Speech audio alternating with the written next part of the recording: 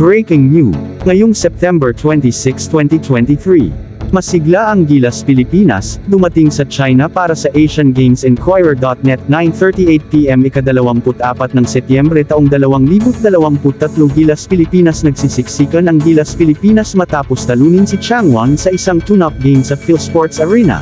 Marlo Cueto/Enquirer.net HANGZHOU, China. Sa wakas ay dumating na ang Gilas Pilipinas para sa 19th Asian Games, taglay ang positibong pag-iisip sa kabila ng matinding paghihirap bago ito umalis.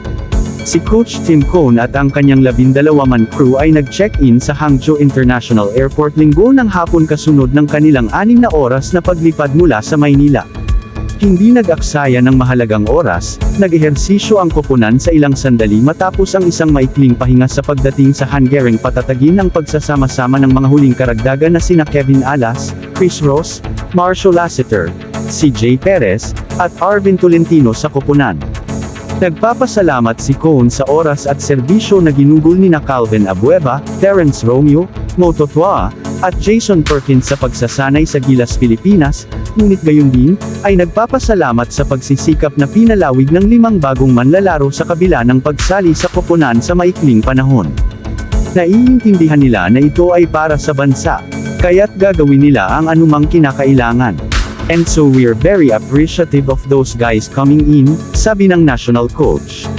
Kumpleto sa koponan sina Junmar Fajardo, Justin Brownlee, Jepet Aguilar, Ange Coong, Chris Newsom, Calvin Aftana, at Scotty Thompson.